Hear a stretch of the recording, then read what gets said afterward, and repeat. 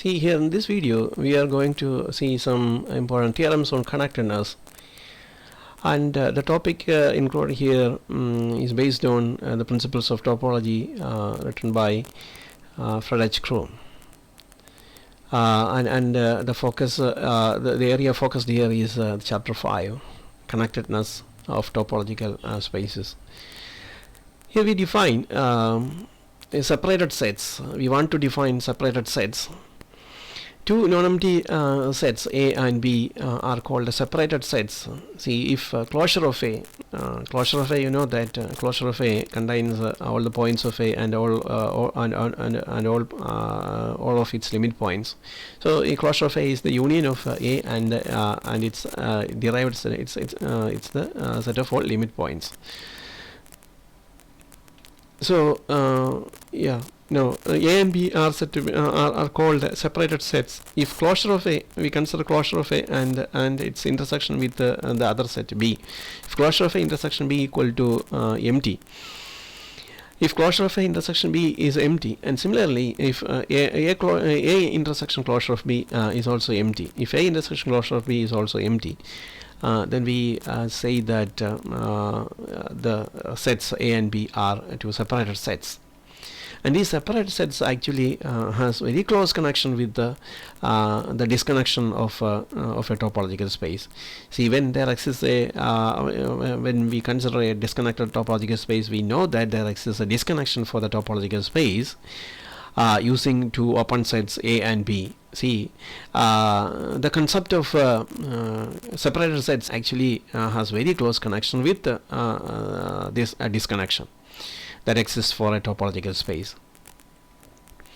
Now we come to a theorem. Let X be a disconnected topological space, and that space is disconnected. X is disconnected. It's a disconnected topological space if and only if X is the union of two disjoint non-empty closed sets. See, X is disconnected. The space X is a disconnected space if and only if X is the union of two disjoint non-empty closed sets. See, we know that by definition of a disconnected topological space, X is disconnected. Then if X is disconnected, we define by the way of definition, we know that X is disconnected if X can be written as the union of two disjoint non-empty open sets. But here in this result, we are going to show that it can be expressed as the union of two disjoint non-empty closed set also. Actually here the sets are not going to change. See, we will show that the sets that exist, normally we call the sets A and B. We name the sets A and B that are open sets and make a disconnection for X, and the same sets A and B can be shown closed sets also. So that we will show that it can be written as the union of two closed sets. So to prove this, we suppose that X is disconnected, and then there exists open sets A and B. Using definition of disconnected sets, there exists A and B such that X equal to A union B, and A is non-empty, B is non-empty, and A intersection B is empty. Now we take C. We consider C equal to we define C is equal to, it's actually not taking, we are not taking a new set here, we are defining a set using the existing concepts of using the existing objects or existing sets. So we define C is equal to X minus A. So from the whole set X we remove all the points of A, so X minus A, and we also define D equal to X minus B. Then it's clear that C and D are closed sets because since A is open, then C must be closed. And similarly, since B is open, and then D equal to X minus B must be closed. And thus C and also C equal to B, we can now using this conversion, using these steps, we can say that C equal to B and D equal to A, and so X can be written as the union of C and D. So X is equal to C union D, and conversely we suppose that X is equal to C union D, where C and D are Okay, and thus we have to finish that discussion here for the direct part. That is, we get that X is equal to C union D, and now you can verify that since C and D are the sets renamed by are the renamed sets B and A, or A and B. The same sets are renamed here to obtain C and D. So all the properties of A and B are satisfied by C and D also, and thus we can get that X is equal to C union D, and that is X can be written as the union of two closed sets, because C and D are closed sets. Next we have to show the conveys part is true. For that, let us take X is equal to let's suppose that X is equal to C union D, where C and D are closed sets. So we suppose that X can be written as the union of two non-empty disjoint closed sets, say C and D. So X is equal to C union D. C and D are closed sets, and these sets actually exist. That C is non-empty, D is non-empty, and their intersection C intersection D is but empty. We can now take the similar procedure we apply, similar procedure that we used in the first part of the proof can be repeated here. So we write that we define A equal to X minus C and B equal to X minus D. Then A and B are both open, and both open because C is closed. Using our supposition that C is closed, then we get that A is open. Similarly, B is open. Thus A and B are open, and it satisfies all the requirements of a disconnection for the space X. Okay, and that's the end of that proof. Okay.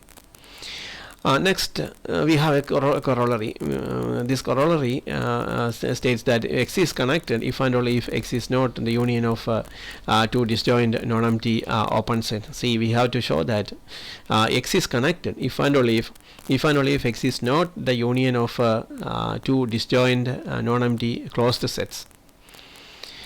To prove this,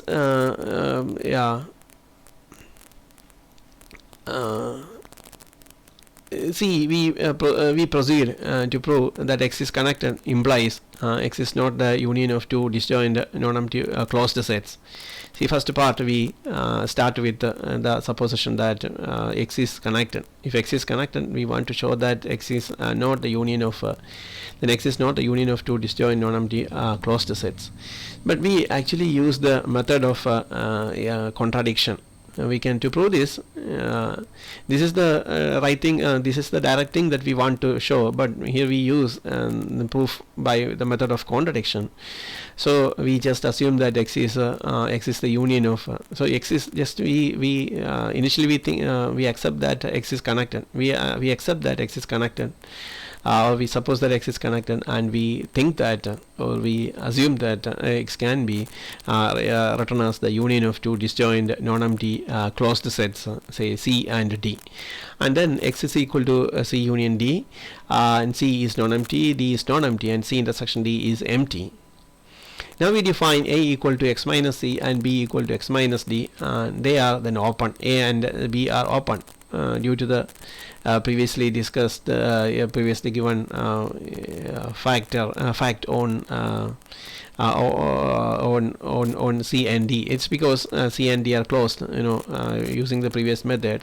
Since this set is X minus C is the complement of C, so A must be open. Thus A and B are open.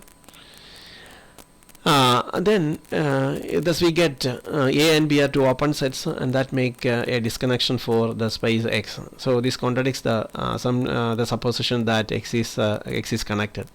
Since A and B there exist as open sets and they satisfy all the requirements for a disconnection, thus we get a disconnection for the space X, and that then it contradicts. That existence of disconnection then contradicts the fact that X is connected. Now to prove the conveys part. Next we want to prove the conveys part. We suppose that X is not the union of two disjoint non-empty closed sets. See, X is not the union of two disjoint non-empty disjoint non-empty closed sets. Also, we assume that X is disconnected. See, we suppose that first next we suppose that X is not the union of two disjoint non-empty closed sets, but also we assume that at the same time we assume that X is disconnected. We assume that X is disconnected. And when X is disconnected, using that assumption that X is disconnected, and by using we can choose a disconnection for X, because it is now disconnected. It's assumed to be disconnected, and then by using the theorem, by previous theorem, there exists two open sets. Then using the previous theorem, there exists two open sets A and B, which make a disconnection of X. So since if X is disconnected, not just by using the previous theorem, we know that if X is disconnected, then there exists two open sets A and B which make the space disconnected, that make a disconnection for X, and then consequently we get two non-empty closed sets. We can define two non-empty closed sets C and D using the previous steps. Using that, then you can write C equal to X minus A. In this way you can define that C equal to X minus A and D equal to X minus B, and C intersection D is then empty. C union D equal to X. So this is a contradiction to the supposition that X must be connected. See. Okay, does there exist C and D are then closed sets? Okay, and then also we assume that X is disconnected. See, and then it's a contradiction to the to prove the converse, and we suppose that X is not the union of X is not the union of two disjoint non-empty closed sets actually. Okay, this is the thing we have supposed. Yeah, we have accepted that X is not the union of two disjoint non-empty closed sets. See, at the end of the proof here we get that there exists C and D, two subsets, non-empty subsets C and D, such that it is the union, such that X is the union of the two non-empty sets C and subsets C and D. So that this actually is a contradiction to our supposition. So what is our supposition? Our supposition is that X cannot be written as X is not the union of, or X cannot be written as the union of two disjoint non-empty closed sets. But here we get that that is not the case, and thus we get the contradiction. And therefore what should we do now? We have to correct that, correct our assumption that X is connected. So we have to correct the assumption that X is disconnected. That means X is connected. So that's more clearly we will correct the assumption that X is disconnected. So X must be connected. Now we have a hint to the proof of this theorem. We have an additional hint to the proof of the theorem. See, this is a general idea that can be used to prove to develop the proof of some of the results or theorems and that follow in this chapter. So okay, so if we know that proof of the statement A, if and only if B, if we know the proof of the statement, or if we already suppose we know that how to prove the statement A if and only if B, and then we can give the proof of the statement negation of A if and only if negation of B. Negation of A means not A, the statement if A, that is the statement A is not true.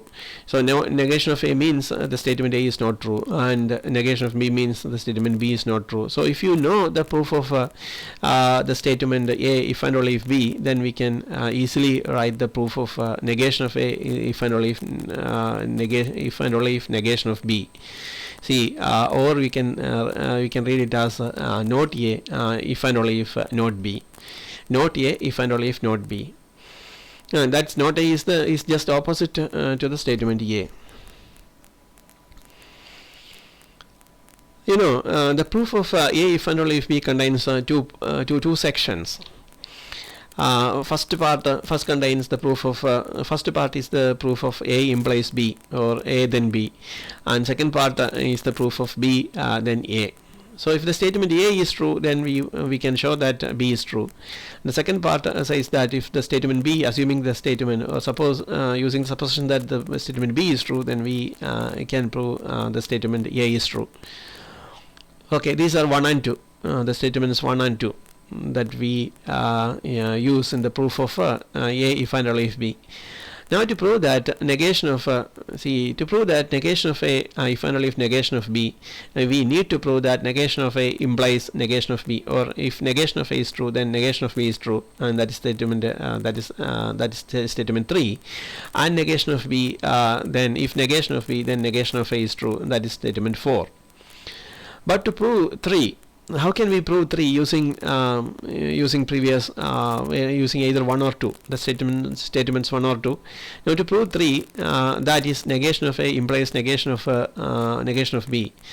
We suppose that negation of A is we suppose negation of A is true. That is we accept that negation of A is a true statement, and we assume that. After using this supposition, we just assume that negation of B is not true. So then we want to show that negation of B is true, but we assume that negation of B is not true. That is B is true. See, negation of B is not true. If negation of B is not true, then we get that B is true. But B is true. When B is true, then using the proof of B implies A. So we have that in statement 2. So whenever since we know that A implies B and B implies A are true, or we have the proof of we just assume that we have the proof of complete proof of A implies B and B implies A. Then using the proof of B implies A, we can now proceed. So B implies A, we have the proof of B implies A, and we know that since B is not true, we get that B is true. We know that B is true. So when B is true, we can then, using the proof of B implies A, we can prove that A is true. So when B is true, then we get that A is true. But when A is true, when we get that A is true, then that contradicts the supposition that negation of A is true. See, when we get that A is true, here now we get using the fact that B is true, we get that A is true. But after getting A is true, when we look at this statement, this supposition, and this is accepted as true, negation of A is true, that is then a contradiction, because A is true and negation of A is true. A is true is already is obtained here. As a part of the proof, we obtain A is true, but in the beginning we have accepted that negation of A is true. You know that you should note that A is true and negation of A is true cannot go together. Thus we get a contradiction. Thus, using this contradiction, or due to this contradiction, you have to correct the assumption that negation of B is not true. So we will we have to correct the assumption that negation of B is not true. That means B is true. Therefore, when negation of A is true, then then we have to accept that negation of B is true. When negation of A is true, then negation of B is true. Or negation of B is not true, is not correct, or we get a contradiction, then, and thus we have to accept that negation of B is true. Okay. Similarly, now to prove the conveys, that is, we want to show that negation of B implies negation of A. Negation of B implies negation of A. And so we suppose that, to begin, at the beginning we suppose that negation of B is true. And we just assume that negation of A is not true. Negation of A is not true. We want to show that negation of A is true, but we assume that negation of A is not true. Since negation of A is not true, if negation of A is not true, then A is true. Then A must be true. When A is true, A must be true, and then we get that using the statement 1. We get using the statement 1 that A implies B. We get get that B is true. But after getting B is true, you have to compare it with the statement or the supposition that negation of B is true, and they are contradicting with each other. So negation of B is true and B is true cannot go together. So we get the contradiction, and that means we have to correct the assumption that negation of A is not true, and that means negation of A is true. Therefore negation of B can imply negation of B implies negation of A.